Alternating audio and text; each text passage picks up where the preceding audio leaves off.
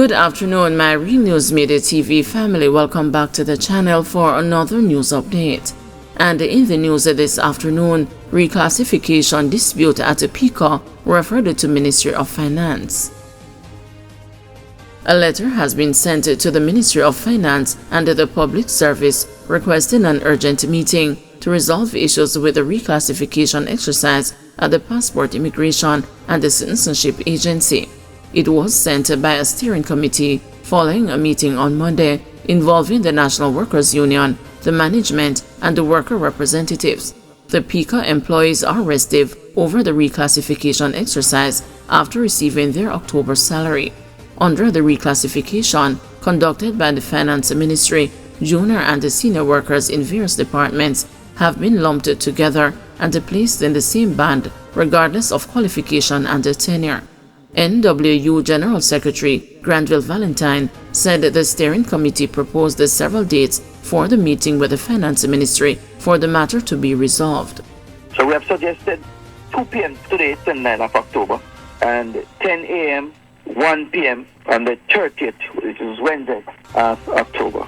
This is a matter that is most urgent, as all the workers at PICA at every level, including management, are presently dissatisfied and is in a vexed position, which causes the level of unrest that exists. And we trust that good sense will prevail on all sides to ensure that we would have settled this dispute at the shortest possible time. Nigel Clarke resigned from Parliament at midnight tonight. Finance Minister Dr. Nigel Clarke has announced that he will be resigning as Member of Parliament for St. Andrew North Western at midnight tonight, effectively ending his stint as the country's Finance Minister as well. He made the announcement in a farewell address at the Area 1 Council meeting of the Jamaica Labour Party in his constituency Monday night. As I leave the playing field, effective midnight tomorrow night, I want you to know that it has been the privilege of my life to serve you as Member of Parliament. It has been the privilege of my life to respond to your fears, to respond to your needs, and to incorporate your ideas. You represent what is great about Jamaica. Dr. Clarke is set to assume the post of Deputy Managing Director of the International Monetary Fund on Thursday. There has been no announcement yet regarding who will succeed him as Minister of Finance and the Public Service, but the governing Jamaica Labour Party has already selected Councillor Dwayne Smith to be its candidate to replace him as MP for St. Andrew North West in a by-election which is expected to be held soon. Dwayne Smith's father, Derek Smith, served as MP for the constituency for several decades before he resigned in 2008, clearing the way for Dr. Clarke to secure his seat in Parliament through a by-election as well. Holness doesn't need $1 from politics, says Chuck. In a stout defense of Jamaica Labour Party leader Andrew Holness, Member of Parliament for St. Andrew North Eastern, Delroy Chuck on Sunday told the Labourites that both he and the country's leader are financially sound and do not need to rely on funds from the public purse. I know the Prime Minister for over 30 years. When I know him, both of us working with former JLP leader and Prime Minister Edward Seaga. Edward Seaga told us to make sure you invest and you can take care of yourself. You don't want nothing from government, said Chuck, who is also the Minister of Justice. He was speaking at the JLP's Martha Bray Divisional Conference in Trelawney. I know that over 30-odd years, Andrew Holness like me have been investing, so I don't need $1 from politics, and the same with Andrew Holness. He was speaking against the background of a 171-page report tabled by the Integrity Commission in Parliament that outlines the Commission's scrutiny of Holness's statutory declarations and its failure to certify the document. The IC recommended that both the Financial Investigation Division and the Tax Administration Jamaica examine aspects of the financial affairs of Prime Minister Andrew Holness.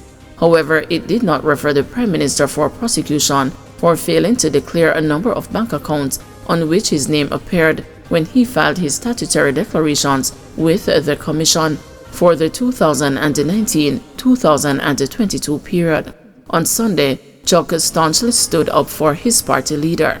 In 2016, when they tried to impugn that the house he built was from illicit sources, I was able to say me know where the money come from to build that house, because I was a lawyer for his wife, who built several apartments and townhouses and made good money that can build 2 of those houses that they built, he said. In that IC report, the Prime Minister has explained every single thing, but they still put it out there for speculation, Chuck added. Hypocrites, civil society groups blast the regional government on treatment of Haitians. Civil society groups have slammed the regional leaders, labeling them hypocrites for expressing support for Haitians, yet repatriating them when they turn up on the shores of their countries. Last week, a group of Haitians, comprising 4 women and 13 men, left Jamaica on a Jamaica Defense Force vessel, accompanied by the Portland Marine Police and the JDF Coast Guard. Malena Lane, attorney and the founder of human rights lobby group Freedom Imaginaries, who strongly opposed the move, has accused the government of breaching international law, as a number of children have been separated from their parents in the process. President and the founder of Haiti-Jamaica Society, Martha Desolme, in her intervention, accused these leaders of being stage players. Mrs. Desolme said Haitians who turn up on Jamaica's shore are in desperate need of protection. Then come the long Washington speeches about how their hearts bleed for the plight of these unruly Haitians, invariably concluding that they must absolutely come to their aid by sending military force to crush this menace to the world. But those who have made it impossible for Haitians to remain in their country treat them with the utmost cruelty and inhumanity when they flee and land on their doorstep. Haitians are therefore suffocating in a vice whose screws are sadistically being tightened on them every single day, and from which they can find no escape. The Haitian people want to stay home. Let us start by establishing that first and foremost. No human being on earth wants to get on a rickety boat in shark-infested waters like people jumping out of a burning building to undertake a suicidal journey with their children in tow, with no idea where they're going to end up, but only knowing that nothing could possibly be worse than the calamity they're fleeing.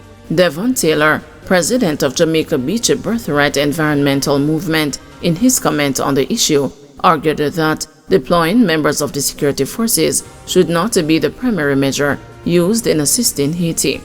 Our state must not treat Haitian as how the U.S. and Dominican Republic governments round up our brothers and sisters, stripping them of their humanity and deporting them. We are advocating that our Jamaican government adhere to its obligation under international refugee laws and provide Asian refugees with due process and fairness in the courts. Our approach cannot be only around the militarization of Haiti as a member of CARICOM by sending military forces which have never worked in the past to secure peace, security, and a better life for the people of Haiti. 24 Jamaican soldiers and police officers arrived in Haiti in September to join a UN-backed mission led by Kenya to fight powerful gangs. Prime Minister Andrew Holness, during a post-cabinet press briefing, cautioned that it would not be wise to prepare the region to believe that the multinational security mission would be the only or final solution to the problem. The Prime Minister said it is in Jamaica's best interest to support a long-lasting resolution to the problems bedeviling Haiti, which is one of Jamaica's closest neighbors. Freedom Imaginaries is also calling for Jamaica to adopt precautionary measures to address the escalating cycle of migration-related abuse affecting Haitians who seek refuge in Jamaica. Malena Lane wants an independent investigation and an international investigative mission to look into the human rights impacts of Jamaica's treatment of Haitian migrants and asylum seekers.